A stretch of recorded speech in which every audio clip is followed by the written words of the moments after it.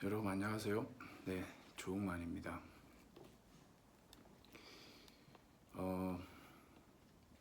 제가 이 영상을 이제 찍으려고 하고 있는데 이 BBC에서 지금 실시간으로 들어온 뉴스를 봤더니 여러분도 이 국제 뉴스 보신 분들은 아시겠지만 조지 플로이드라고 하는 흑인이 비무장 상태에서 미네아폴리스의 경찰관들에 의해 죽임을 당했습니다. 결국 이것으로 인해서 어떤 미국의 주요 도시들로 특히 이제 미네아폴리스에 있는 몇몇 도시들은 지금 불타오르고 있는 상황인데요. 예전에 그 LA 폭동 생각이 납니다. 아시다시피 이 도널드 트럼프라고 하는 이 현 미국 대통령은 사실상 뭐 온갖 그 어떤 가짜 뉴스 그리고 인종차별, 이 미국 국민들의 통합보다는 그러한 갈라치기를 통해서 자신의 어떤 그 재선을 내지는 자신의 정권을 유지해 왔던 그러한 인물이죠. 굉장히 이제 요즘에 그 코로나 바이러스 팬데믹 지금 미국에서는 그 사망자 수가 10만이 넘었습니다. 이렇게 숫자로는 통계에 불과하지만 그 사망자들에 대한 간략한 그 인적 사항이 나와 있는 그러한 사이트들이 있는데 정말 뭐 뉴욕의 혁신학교 교장 뭐 젊은 나이인데 안타깝게 죽은 사람도 있고 정말 그 이웃입니다 다들. 근데 이제 트럼프는 거기에 대해서 그 일말에 어떤 연민도 없었죠. 여러분 우리가 미국을 얼마나 사랑하고 또 미워하고 또 얼마나 아주 부러워했습니까? 얄밉게도 부러워했습니다. 근데 지금 여러분 미국 보면 어떻습니까? 너무 안타깝습니다. 아마 이런 경험은 처음인 것 같습니다. 하나 더 말씀드리면은 지금 그 트위터에서 그 팩트 체크 기능을 활성화해서 그 룰을 따르지 않으면 거기에 대해서 경고를 하겠다라고 얘기를 했는데 그 트럼프의 트위터 글이 사실상 그 흑인 이웃들을 아주 공격적으로 그 어떤 정책을 펴는 흑인 이웃에 대해서 그러한 그 예전 그 문구를 그대로 달았습니다.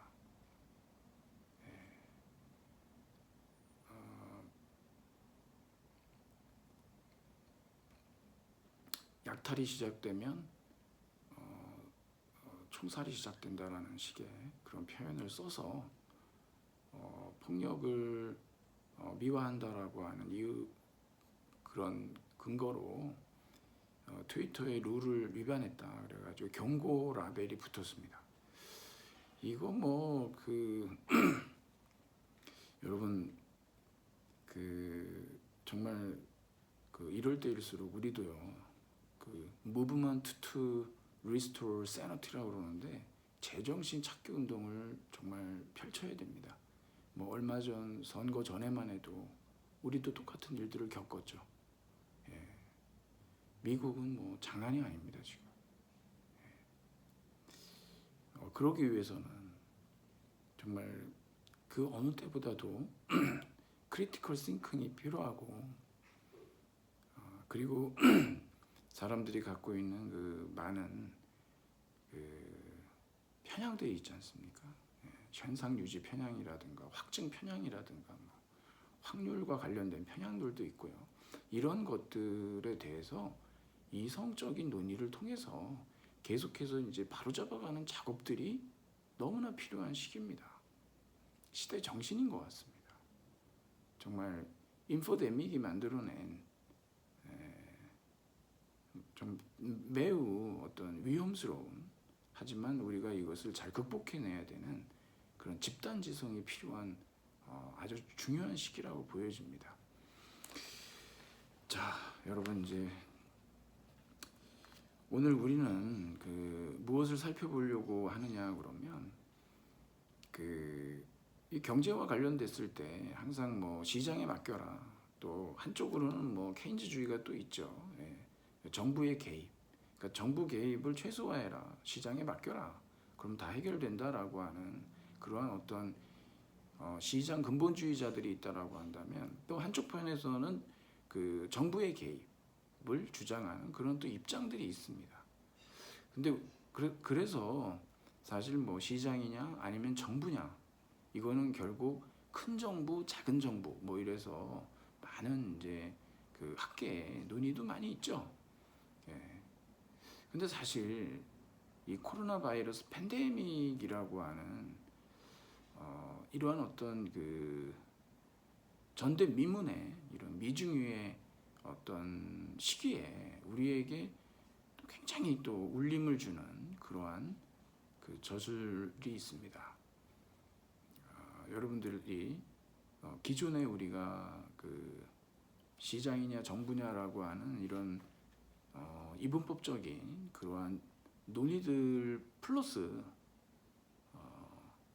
칼 폴란이라고 하는 사람의 거대한 전환이라고 하는 책에서 등장하는 그러한 사회라고 하는 표현이 있습니다. 이 사회는 그 사실은 시민 사회고, 그리고 하나의 어떤 공동체입니다.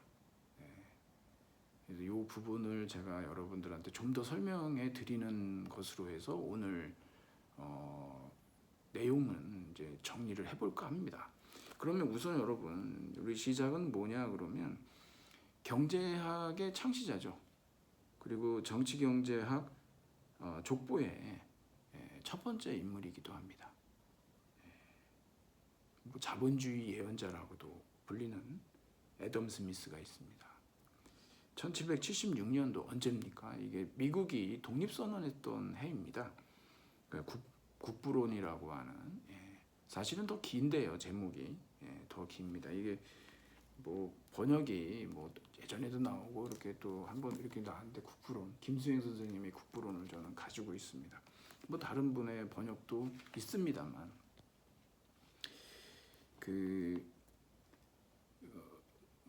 뭐 The Wealth of Nations라고 보통 이렇게 번역을 하죠. 뭐 사실은 제목은 더 깁니다. 뭐 제목을 풀로다가 이렇게 영어로밖에 안 돼.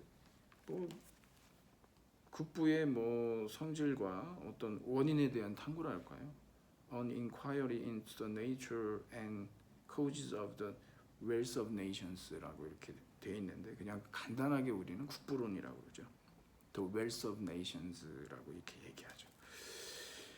근데 특히 이제 이 코비드 19으로 주목받고 있는, 사실은 2008년 금융위기로 인해서 이 자본주의의 어떤 종말, 그것을 이제 우리가 지금 사실은 해결하지 못한 상태에서 봉합하고 왔거든요. 그래서 이제 포스트 신자유주의라고 표현도 합니다. 2008년 이후를 갖다가 과연 신자유주의 이후에 어떻게 할 건지, 근데 무슨 뭐 거기에 대한 논의들이 없는 상태에서 그냥 봉합을 해버렸어요. 특히 이제 그런 상황에서 이제 이 코로나 바이러스 팬데믹이 온 거죠. 이런 상황이 되니까 다시 더 주목받게 되는 그러한 칼 폴라니의 거대한 전환이라고 하는 이 책이 있습니다, 여러분. 거대한 전환. 이 홍기빈 선생님, 이분 저기 강연 많습니다. 여러분들 유튜브 들어가서 이 거대한 전환에 대한 얘기 들으시면 굉장히 설명 자세하게 잘 해주시고 많은 강연도 하시고 뭐 유튜브도 굉장히 영상이 많아요.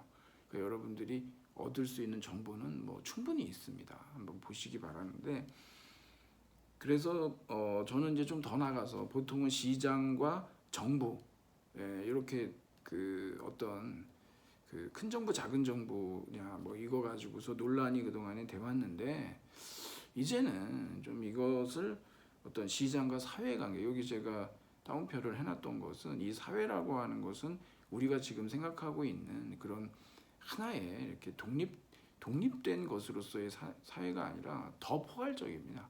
자본주의 이전의 사회를 얘기하고 있는 거거든요.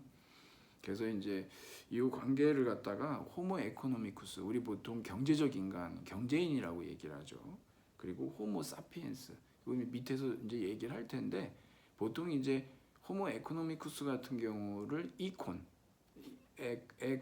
이콘이라고 얘기를 하고, 넛지에서 나옵니다. 이게 여기 지금 리처드 탈러라고 하는 사람의 노벨 경제학상을 받았죠.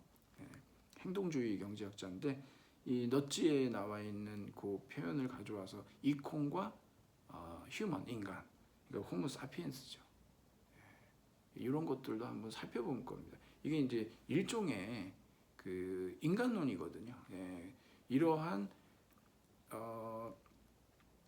그 어떤 기본적인 경제 철학이랄까요? 그런 것들의 어떤 차이들도 우리가 좀 살펴볼 겁니다.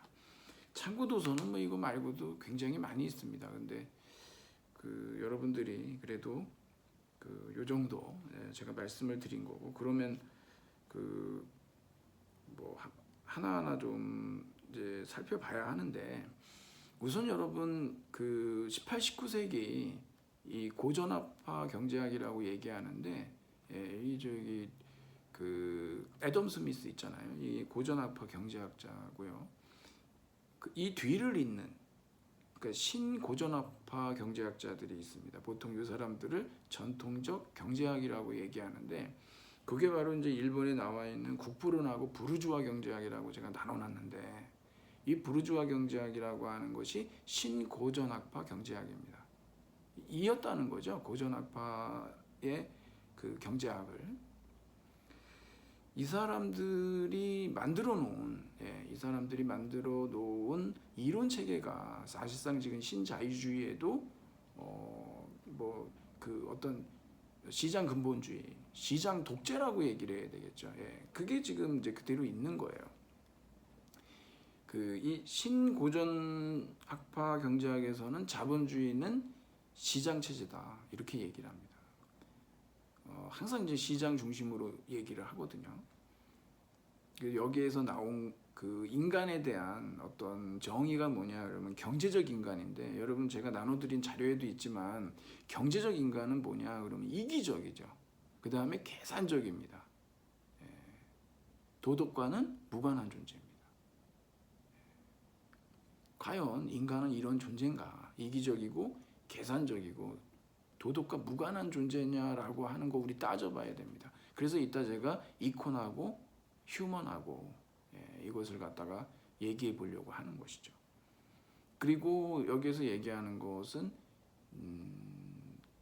어떤 완전 계약, 어떤 그러한 계약 상태를 또 주장하고, 그리고 뭐 그 규모에 따른 수익의 그 불체증이라고 그래가지고 아무리 규모가 커진다고 하더라도 수익이 늘어나지 않는다라고 하는, 좀 지금으로서 받아들이기 어려운 그런 주장들을 하죠.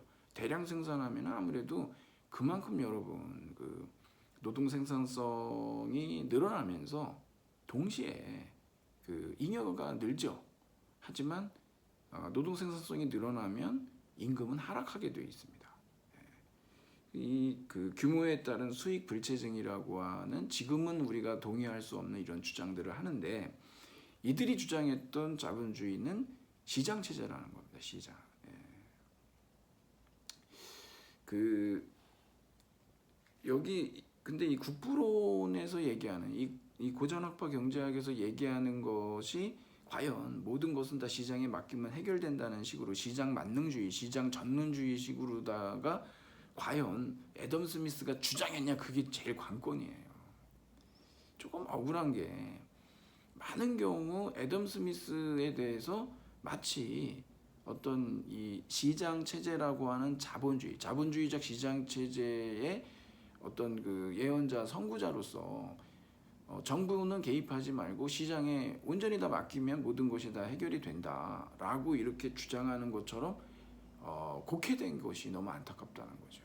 애덤 스미스는 대단한 학자죠. 이런 사람들은요, 여러분 이게 단순하지가 않아요. 꼼꼼하게 들어가 보면 다 보고 있습니다. 그 어떤 한쪽으로 경도되고 일변도적인 주장을 그렇게 하지가 않습니다. 이 부분을 우리가 좀 따져봐야 되겠죠. 그래서 이제 국부론에 보면은 여러분이 보이지 않는 손이라고 하는 uninvisible hand라고 하는 이 보이지 않는 손이 뭐겠습니까? 바로 이게 시장이죠. 시장입니다. 이거 메타포고요. 아주 유명한 메타포인데 국부론에서는 딱 한 번 등장합니다. 그래서 제가 여러분한테 여기에다가 이제 써드렸죠. 보이지 않는 손에 이끌려서 그가 전혀 의도하지 않았던 목적을 달성하게 된다. 그러니까 여기는 굉장히 놀라운 하나의 경제 철학이 들어있는데, 보통 자신의 이익을 추구하면 그것이 공익에 이바지할 수 있겠는가? 근데 이바지한다라고 하는, 이게 그 당시로서는 애덤 스미스가 주장했던 대단히 아주 어떤 진보적인 주장인 거죠. 이게 놀라운 주장입니다. 개인의 그 이기심의 추구가 공익으로 이어진다라고 하는 거. 이러한 주장이 놀라운 거죠. 뭘로 통해서 그렇게 되냐? 그러면 바로 시장이라고 하는 걸 통해서 그렇게 된다는 거죠. 이 시장에서는 소유권이 확립이 돼 있고 거기에 그 자유 경쟁이 있게 되잖아요. 그러면 가격 메커니즘을 통해 가지고 소유와 공급이 결정되기 때문에 그런 상황에서 개인의 이기심이라고 하는 것, 그 경제 주체의 어떤 이기심을, 그 개인의 이기심을 인정하면서도 이 시장은 어떤 시장이냐 그러면 이게 뭐 사실 말도 안 되는 얘기지만 어떤 자기조정이 가능한 그러한 시장이죠. 이거 자기조정 시장의 신화라고 얘기합니다. 여러분도 아시다시피 이거 시장의 실패라고 하는 것들 우리가 알지 않습니까? 그 이상적이지가 않아요, 이거는요. 근데 그렇게 얘기하고 있어서 자기조정 시장의 신화 이렇게 얘기해요. 우리 신화란 말 많이 쓰지 않습니까? 뭐 하나 이데올로기에 불과한 거죠. 근데 여러분 이런 이데올로기가 없으면은요, 이러한 그 어떤 경제 사상이 오랫동안 지속될 수가 없는 겁니다. 그러한 이론적 작업들을 애덤 스미스가 했다라고 여러분들이 보시면 됩니다. 그리고 이제 이게 국부론에 이제 보이지 않는 손하고 또 하나 이제 자연적 자유라고 하는 게 있는데, 여러분 이게 내추럴 리버티예요. 여기 이거 제가 이 어떤 그 단락을 좀 써놓은 이유가, 이런 자연적 자유의 제도 하에서 모든 사람은 정의의 원칙을 위반하지 않는 한, 이 정의의 원칙을 위반하지 않는 한이라는 조건이 붙잖아요. 이게 무슨 뭐 무지막지한 절대적인 그러한 자유가 아니라는 겁니다. 이게 이러한 자유는 반드시 정의라고 하는 그런 한도 내에서 추구돼야 된다는 거죠. 그러니까 자꾸 어떤 그 도덕을 넘어선 그 경제는 하나의 독립된 영역으로서, 심지어는 경제가 인간의 어떤 사회, 정치, 문화 이 모든 것들을 다 통화할 수 있는 그러한 것으로서의 어떤 그 경제를 주장하고 있는데, 사실 애덤 스미스는 그렇게 보고 있지가 않은 거예요. 이 경제는 적어도 이런 정의의 원칙을 지킬 때, 그럴 때에 정의의 원칙이라는 건 뭡니까? 도덕과 윤리가 있어야 된다는 거예요. 그랬을 때 이 개인이 자신의 어떤 그 이익을 추구하고 근면과 자본을 통해서 자기 방식대로 끊임없이 자기를 개선해 나간다라고 하는 것은 내추럴 리버티가 가지고 있는 미덕이죠. 지킬 거 지키면서요. 그런 과정에서 보이지 않는 손이 그 모든 것들을 조정을 해준다라고 하는 거. 그렇게 되면 결국은 정치 경제학의 목적이라고 하는 것은 국가와 국민의 어떤 부의 획득이거든요. 그렇게 해서 풍요롭게 살 수 있다라고 하는 그러한 주장을 하는 게 정치 경제학인 거죠. 애덤 스미스의 이 부르주아 경제학은 아까 제가 말씀드린 대로 여기에서 이 경제적 인간이라고 했을 때 이 경제적 인간이 도덕과 무관합니다. 그리고 동시에 이것은 어떤 시장 근본주의를 주장하기 때문에 애덤 스미스하고는 많이 달라요. 우선 여러분 그 3번에 보면은 애덤 스미스가 이 자유 방임의 원리라고 그랬죠. 네, 맞습니다.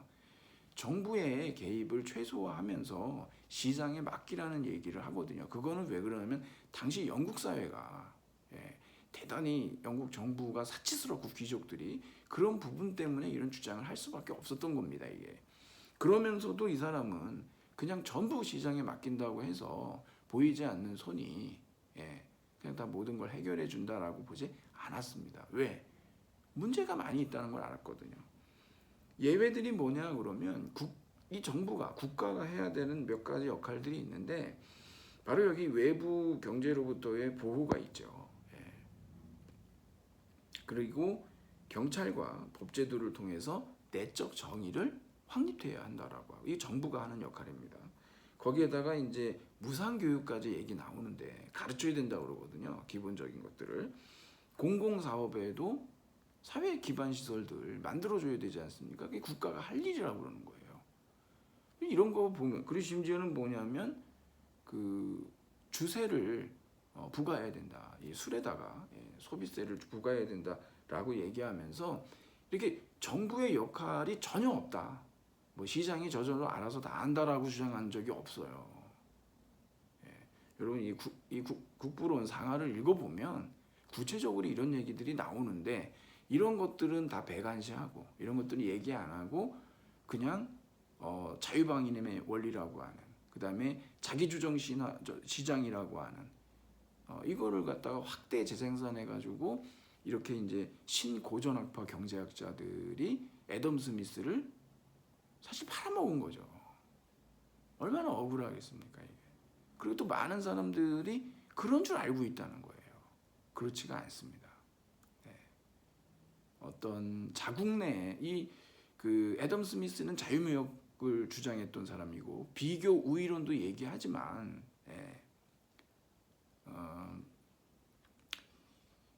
자국 내 산업의 그 유치 산업이라고 하는 거 있잖아요. 그 유치 산업을 보호해야 된다는 보호무역의 입장도 가지고 있어요.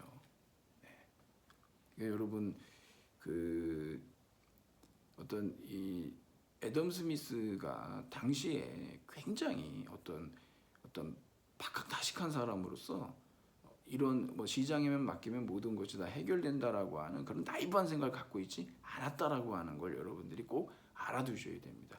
정부의 역할이 있다라고 하는 거예요. 정부의 역할이 있다. 자, 거기 여러분 그러면 그다음에 이제 2번으로 한번 가보시면 이 분업 얘기가 나오는데 이 국부론의 아주 유명한 구절인데 국부론의 이제 그 처음 1장부터 그 1편의 1장에 분업이 나오는데 이 분업은 노동의 효율을 최대로 제고시키는 주요 원인이다 그래요. 여기 분업 영어로 여러분 division of labor라고 이렇게 나와 있잖아요.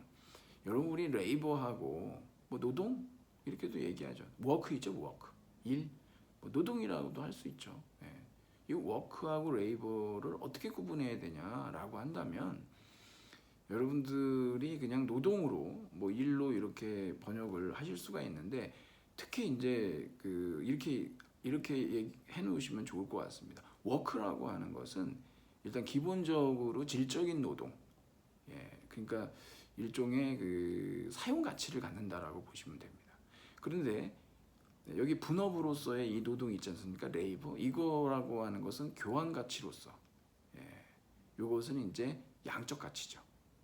그러니까 여러분들이 그 일종의 뭐 상품으로서 판매가 가능하냐 아니냐라고 얘기했을 때에 그 교환 가치를 갖느냐라고 했을 때는 우리가 레이버를 쓰고 그렇지 않은 경우들 있지 않습니까? 우리가 워크를 우리가 쓴다 이렇게 여러분들이 알아두시면 좀 도움이 될 것 같습니다. 그 여기 분업이 있는데 분업은 여러분 뭐 미시적인 것도 있고 뭐 거시적인 분업도 있고 뭐 사회적인 분업도 있죠. 근데 여기에서 아주 유명한 그 분업의 예가 하나 나오는데 그 너무 유명해서 아주 매번 나와요. 그러니까 여러분이 보면 여기 핀 제조업이 있거든요. 그래서 아주 그 기계 사용에도 익숙하지 않은 노동자인데 하루에 핀을 몇 개나 만드냐? 하나도 못 만든다는 거예요. 혼자서는. 근데 이 사람들이 이제 분업을 하죠. 분업을 하게 되면은 10명이 하루에 48,000개 이상의 핀을 만들 수 있고 한 사람은 4,800개 정도의 핀을 만들 수가 있다는 거죠. 이렇게. 그러니까 여러분 그 개인이 혼자서 뭐 머리도 만들고 뭐도 만들고 하루에 하나도 못 만든다는 거예요. 하지만 분업을 했을 때는 점점 가면 갈수록 어떻게 됩니까? 분업하면 사람이 거의 기계 수준이 되잖아요. 생활의 달인 보십시오. 눈 감고도 하고 뭐 어떤 미션을 줘도 클리어 아니에요. 그냥. 그런 거 보면은 전 한편으로 되게 좀 웃을 수만은 없습니다. 솔직한 얘기로. 근데 분업의 문제점을 이 애덤 스미스가 주장하지 않았던 것도 아닙니다. 계속 이런 식으로 가게 되면은 그냥 뭐 로봇의 나라가 되지 않겠느냐라고도 얘기하는데 마찬가지죠, 진짜. 좀. 그래서 여러분 이런 분업을 통해서 기계화되고 노동 생산성이 늘어나니까 노동 생산성이 증가하니까 이것을 더 증가시키기 위해서 뭡니까? 노동자가 기계고 아예 그냥 기계로 바꿔버리는 거예요. 이게.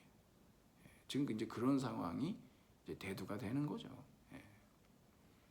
결국은 그렇게 됐을 때 노동 생산성이 늘어나면 그거는 노동자에게 임금 상승으로 오나요? 안 옵니다. 그것은 자본가의 주머니로 들어가는 거죠. 노동자는 오히려 임금이 떨어집니다. 그래서 우리가 이제 이 임금과 관련해서 노동 임금과 관련해서 다른 논의들을 하는 겁니다. 여러분들도 이번에 그 재난지원금 다 받으셨죠. 저도 태어나서 처음으로 국가로부터 이러한 그 정말 어떤 시민으로서의 어떤 권리라고 그럴까요? 복지죠.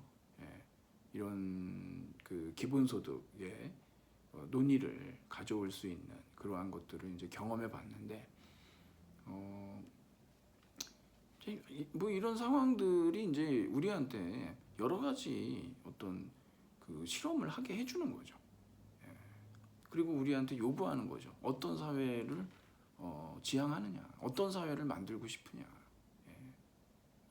그런 거죠. Rebuild our society인데 우리 사회를 어떻게 리빌딩 할 거냐. 옛날처럼 그냥 그렇게 갈 거냐. 아니면 구체적으로 어떤 방향으로 사회를 만들어 가자라고 얘기할 거냐. 이게 제가 마지막에 할 얘기였거든요. 자, 근데 이렇게 분업을 하는 이유는 여기 여러분 그 아리스토텔레스 정치학에도 이제 이 분업과 관련된 얘기가 나오는데 인간이 분업을 하는 이유는 어디에 있냐 그러면은 여기 나오지만 교환 성향이 있다는 거예요. 인간에게. 아주 재밌는 내용이에요. 인간의 본질 속에 무엇인가 이렇게 바꾸려고 하는 propensity to exchange라고 이렇게 얘기하는데 그리고 이것이 이 교환 성향은 이렇게 나올 수밖에 없는 게 여러분 개인이 아리스토텔레스는 샌들 얘기하는데 샌들도 만들고 집도 짓고 뭐도 하고 할 수가 없죠. 그러니까 일종의 이것도 분업인 거예요. 사회적 분업. 당신은 샌들을 만들고 나는 배를 만들고 그리고 그거 이렇게 해서 교환하고 분업은 사실상 인간의 이 교환 성향과 그다음에 인간의 이기심 이런 것들이 결국은 이 분업을 만들어냈다라고 우리가 얘기할 수가 있는 거죠. 여기 이제 이 핀 제조업 다음에 이제 유명한 얘기가 나오는데 여러분 이거 다 아실 겁니다. 이게 우리가 매일 식사를 마련할 수 있는 거 뭐 자비심 때문이 아니다. 뭐 때문이냐 그러면 그들 자신의 이익을 위한 그들의 고려 때문이다. 요거 이제 보통 이제 그 이기심이라고 번역이 되지만 여기 제가 영어로 써놨는데 이거 자애심입니다. self love 또는 자기 이익 self interest라고 그러는데 이게 여러분 selfish하고는 다르죠.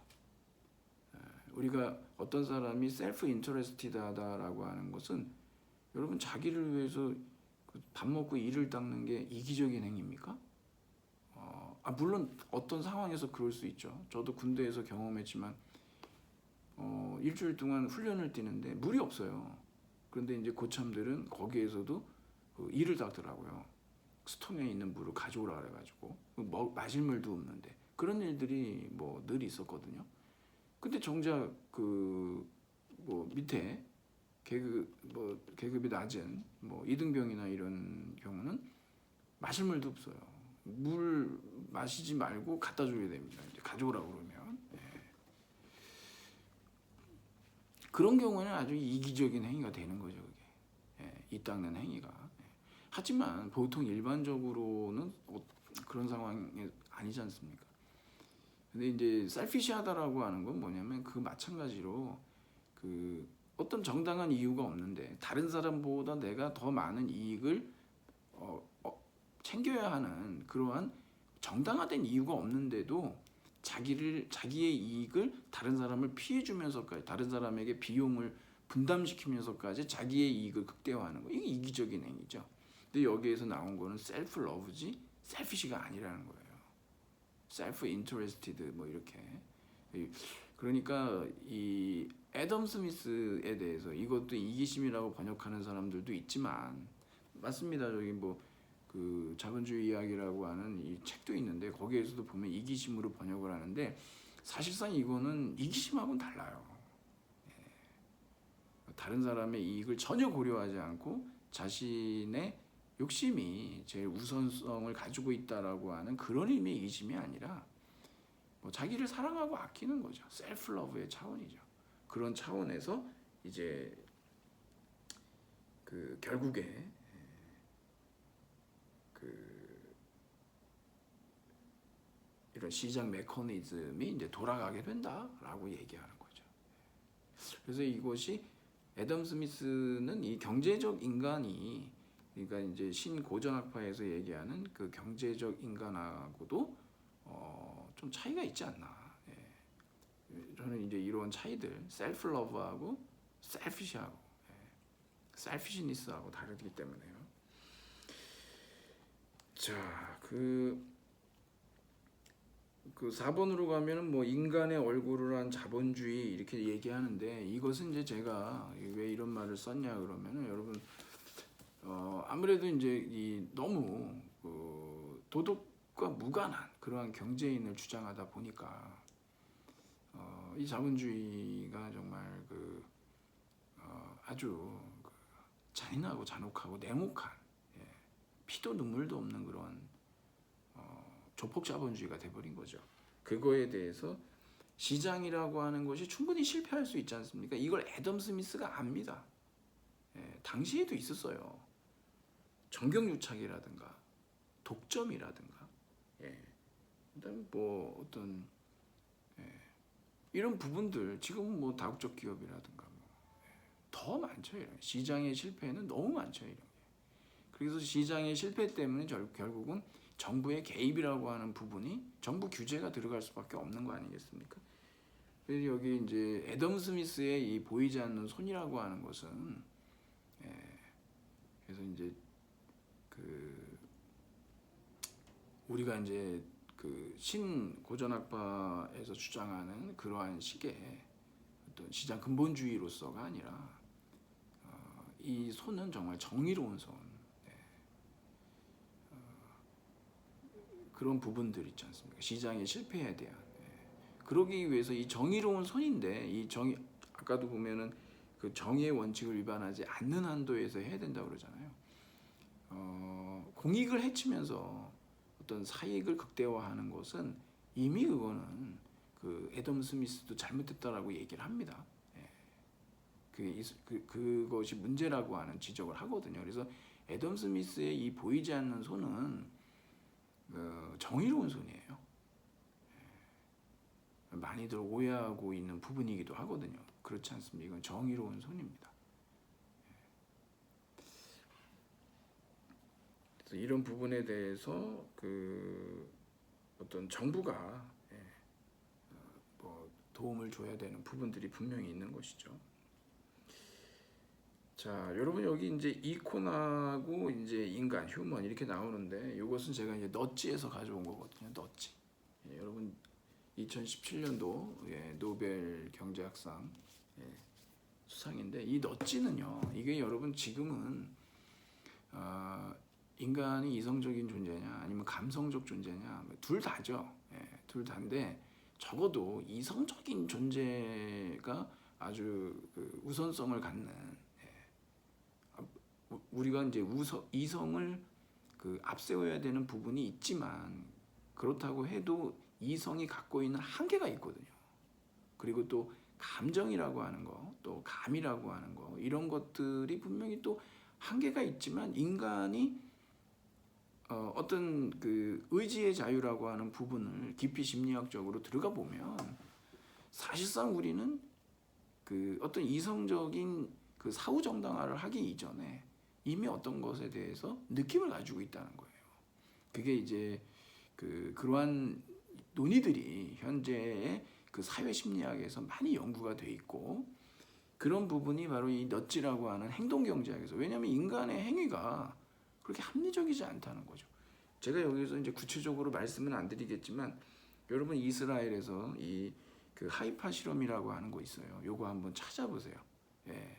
이거 그 어린이집에 항상 지각하는 사람들이 있어가지고 그 학부모들을 대상으로 해서 벌금을 냈을 때 어떤 현상이 벌어지는지 a fine is a price라고 하는 얘기가 나와요.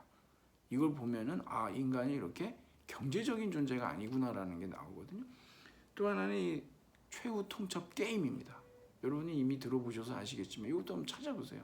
이거 보면은 사람들은요 같이 분노합니다. 같이 복수하고 자기한테 불이익이 따르더라도 그렇게 한다는 거예요. 경제적 인간이 이렇게 행동하는 건 이론상하고 안 맞거든요. 그래서 이 리처드 탈러도 그 얘기하고 있는 게 뭐냐면 인간이라고 하는 존재는 그렇게 그 아주 이성적이고 계산적인 존재만은 아니라는 겁니다. 그래서 넛지가 필요하다. 이 넛지의 대표적인 것이 뭐가 있냐 그러면 여러분들 뭐 어떤 분들은 그게 진짜인 줄 알고 그 조준해서 이렇게 하시다 그러는데 여러분 그 고속도로 휴게소 있지 않습니까? 이제 거기 이렇게 가보면 남자 이제 소변기에 거기 이제 검정색 파리가 이렇게 그려져 있습니다. 왜 그러냐면 이제 그러지 않으면 사람들이 이제 뭐 좀 너무 지저분하게 이렇게 흘러 있고 그런 부분들이 있거든요. 그래서 이걸 만든 사람이 네덜란드 암스테르담의 스키폴 공항에서 이제 처음인데 이게 아드 키붐이라고 하는 사람이거든요. 이 사람이 이거를 이제 상당히 좋은 아이디어죠.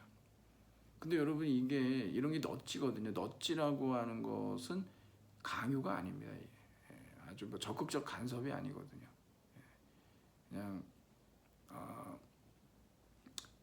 그냥 슬쩍 어깨로다가 이제 슬쩍 이렇게 옆구리를 이렇게 치는 건데 이걸 통해서 그래도 화장실이 많이 깨끗해진 거죠. 이제. 사람들이 보통 이제 본능적으로 거기를 정확하게 8인 줄 알았다고 하는 분도 있더라고요. 제가 얘기 나눠보니까 진짜 8인 줄 알고 조준을 했다 이런 분도 있고 있는데 바로 이제 우리가 이제 배식 같은 거 하고 그럴 때도 맨 앞에다가 맛있는 거 고기라든가 아니면 뭐 여러 가지 뭐 당분이 많거나 이런 건강 비만을 불러올 수 있는 그러한 음식을 놓는 것보다는 그 순서를 뭐 채소나 이런 것들을 놓으면은 물론 이제 저 뒤에까지 다 보여가지고 안 담고 있다가 거기서 배고프면 어쩔 수 없어요. 근데 보통은 이제 앞에 있는 걸 많이 담잖아요. 그러면 그걸 통해 가지고 어떤 다이어트도 식이요법도 할 수 있다 뭐 이런 그게 이제 너치인데 그 너치에서 이제 이런 얘기가 나오는 겁니다. 이게. 인간이라고 하는 존재가 여러분 그 이코나하고 휴먼 인간은 이성적인 존재이면서 동시에 감성적인 존재인데 이 두 가지를 잘 조화롭게 가져갈 필요가 있는 것이죠. 그래서 사회심리학에서도 이런 얘기들을 많이 하는 겁니다. 꼭 합리적인 사람이 도덕적이지는 않아요. 여러분 그 대단히 그 준법을 하고 그리고 그 성실하고 근면한 사람들 있지 않습니까? 뭐 손색이 없죠. 그런 사람들은 항상 그 근면이나 성실은 미덕이니까요. 하지만 이런 사람들이 상관의 부당한 명령에 복종하는 확률이 상당히 높습니다. 밀그램 실험에서도 그런 것들이 드러나죠. 자, 그 다음에 마지막에 보면은 여러분 여기 그 묻어들어 있음 뭐 이랬는데 이거 여러분 embeddedness라고 이렇게 얘기를 하는데요. 이것을 번역을 어떻게 할 거냐? 이거 보통 이제 착근이라고도 얘기하고 막 이러거든요. 제가 이제 여러분한테 그 말씀드리려고 하는 건 뭐냐면, 자 시장이냐 아니면 정부냐 이렇게 얘기가 나오는데, 그 시장 지금 이제 코로나 바이러스 팬데믹 이후에 이 정부의 사실 여러분 그 모든 정부는요 그 민간인 사찰에 대한 그런 욕망이 있습니다. 어느 정부가 들어서서 그걸 그렇게 활용할지 사용할지 모르는 거예요. 그거는. 정부는 그렇게 컨트롤하고 싶어하는 권력이라는 게 원래 그런 속성이 있잖아요. 그래서 이제 이 이후에 과연 우리의 어떤 자유주의적 개인주의, 어떤 사생활의 보호에 대한 권리 이런 것들이 어떻게 지켜질지에 대해서도 우리가 고민스러운 부분이 분명히 있어요. 근데 지금 워낙 위중한 상황이니까 동선들이 공개되고 물론 거기에 대해서는 스크린은 해가지고 되고는 있지만 분명한 건 예전보다 굉장히 많이 정부에서 개인에 대한 지역에 대한 집단에 대한 그러한 정보들을 많이 갖게 됐다는 겁니다. 뭐 그런 하여튼 여하튼 그래서 이제 어떤 국가의 규제라고 하는 또 어떤 시장 경제 이것들에 대해서 이제 양자택일로만 우리가 논의했다라면 이제 이러한 2008년 금융위기 그리고 지금 코로나 바이러스 팬데믹 이런 걸 통해서 우리는 칼 폴란이라고 하는 사람을 좀 볼 필요가 있다는 거죠. 이 사람은 경제학자도 아닙니다. 인류학자인데 자본주의 이전에 사회가 어땠냐 그러면은 그 공동체라고 하는 사회 속에 사실상 경제도 정치도 뭐 문화도 그 속에 다 이렇게 포함이 돼 있었다. 이건 굉장히 그 어떤 넓은 의미의 그러한 사회죠. 그런데 어느덧 경제라고 하는 것이 아주 독불장군으로 굉장히 중요한 위치로 독립된 심지어는 다른 모든 정치도 대학도 공공성도 경제의 논리로 전부 헤집어 놓는 그러한 사회가 돼버린 거죠. 그래서 여러분 이 칼 마르크스가 경제철학 수고라는 이 책에서도 얘기하지만 뭐냐면 이 자본주의에 대한 엄청난 비판자 아닙니까? 이 마르크스 여전히 지금도 우리에게 유용합니다. 사실 칼 폴라니의 얘기는 이 마르크스의 얘기하고도 뭐 아주 멀지 않습니다만, 근데 이 마르크스가 얘기했듯이 인간을 인간으로만, 신뢰를 신뢰로만, 사랑을 사랑으로만 교환해야 되는데 뭘로 교환합니까? 다 화폐로 한다는 거죠. 맨 처음에는 인간을, 그러니까 노동을 시장화하고, 그 다음에는 화폐를 시장화하고, 금융이죠. 그 다음에 지금 뭡니까? 자연을 시장화했습니다. 상품화 시켰습니다. 결국 우리가 이러한 상황에 봉착하게 된 겁니다. 이게 이 글로벌한 위기가 온 거죠. 그래서 폴란이 뭐라고 얘기하냐 그러면 아주 간단합니다. 자기조정 시장이라고 하는 것은 신화다.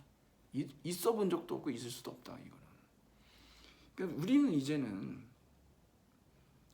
여기 보면은 사회에 기반을 둔 경제 그랬는데, 이 사회라고 하는 것이 경제든 정치든 이 모든 것들을 갖다가 그 안에 들여놓으면서 우리가 이 사회를 어떤 사회를 만들 것이냐에 대한 고민을 통해서 경제나 정치나 이런 것들을 갖다가 그냥 무한대의 자유를 줘서는 안 된다는 겁니다. 발전이라고 하는 것은 자유의 확대인데, 그 자유는 어떤 자유여야 되냐 그러면 독재를 타도하고 민주주의를 더 확립시키고, 네, 차별과 배제를 없애버리고, 이런 식의 자유로 가야만 성장이 있을 수도 있고 발전이 있을 수 있다는 거예요.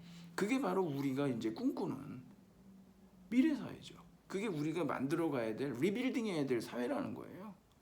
네. 여러분, 홍기빈 선생님이 그런 얘기를 했습니다. 단순 미래와 의진 미래 영어에 있지 않습니까? 단순 미래는 뭐 자연적으로 그냥 그렇게 뭐 되겠죠.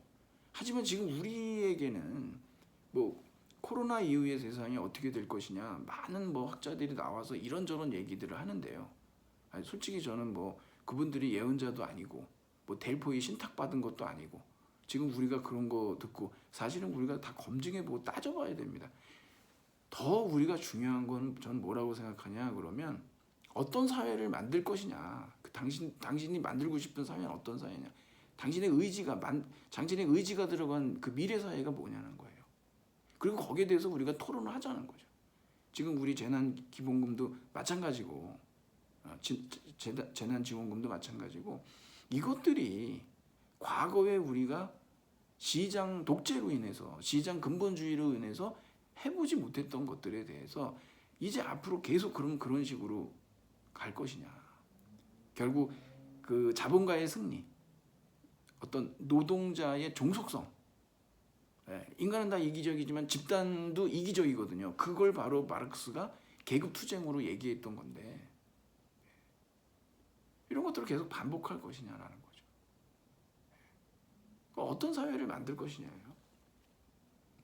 여러분의 의지로. 그러니까 저는 시장에 맡긴다, 정부가 개입한다, 그게 아니고 정부도, 국가도, 그 다음에 이 사회도 다 사회 속에 들어와서 그 사회, 이 시민 사회에서 밑으로부터의 혁명이죠. 어떤 미래 사회를 만들 것이냐는 겁니다. 여러분, 토마 피케티라고 아실 겁니다. 이번에 토마 피케티가 새로운 책을 냈습니다. 자본과 이데올로기라고. 이 사람의 결론이 뭔지 아십니까? 바로 칼 폴라니와 만납니다. 참여사회주의, 그다음에 사회연방주의라고 하는데, 결국은 이 속에 사회가 들어가지 않습니까? 결국은 이 사람들이 가지고 있는 소셜리즘, 사회주의라고 하는 거, 토지가 그 개인의 소유입니까? 원래 그 토지는 주인이 없었던 것이죠. 이 자연이 뭐 누구 겁니까? 그 사람의 소유가 아닌 거죠. 본래는 우리 모두의 이 사회에 속해 있었던 것인데, 그런 식으로 이제 그 어떤 자연을 착취하고 인간을, 노동을 착취하고 이 화폐를 통해 가지고 뭐 그 모든 이 화폐화될 수 있는, 될 수 없는 것들까지도 착취하는 이러한 문제들이 발생을 하기 때문에, 여기에 대해서 우리가 앞으로 미래 사회가 나아가야 될 것은 결국에 어떤 시민 사회를 중심으로 한, 그래서 경제, 시장 경제와 그 다음에 국가에 대한 규제, 이런 것들을 만들어서 바로 이 그 임베디드 이코노미를 이루어야 되지 않느냐.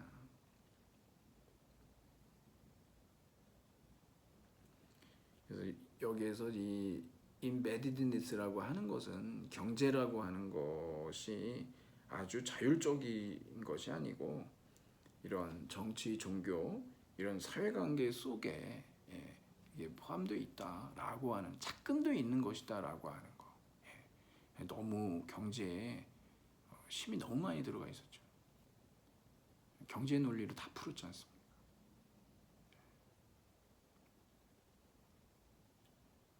대학이 어떻게 됐습니까? 대학도 경제 논리가 들어왔죠. 그래서 다 폐과해 버리죠. 돈이 안 되면 정말 다 돈벌이로 가버린 겁니다. 정말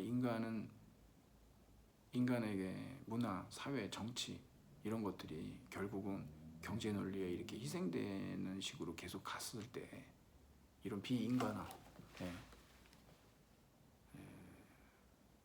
과연 이게 우리의 나아갈 방향이냐? 혼란이 아니라는 거죠.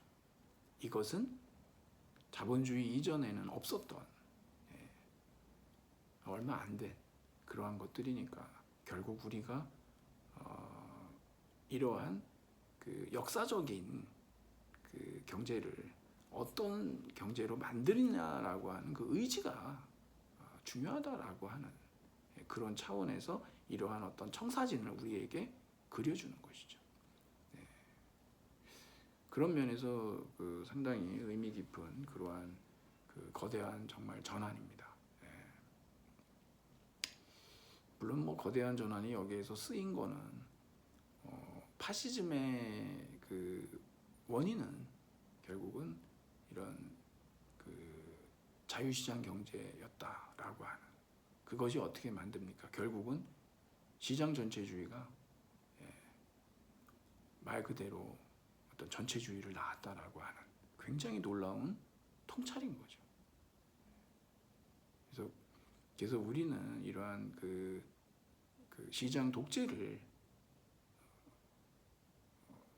민주화시켜야 될 필요성이 있고 그래야만 인간이 자연이 사랑이 신뢰가 그 자체로서 꽃을 피울 수가 있을 거라는 거죠. 그런 사회는 가만히 있으면 저절로 오는 게 아니고 해 뜨듯이요.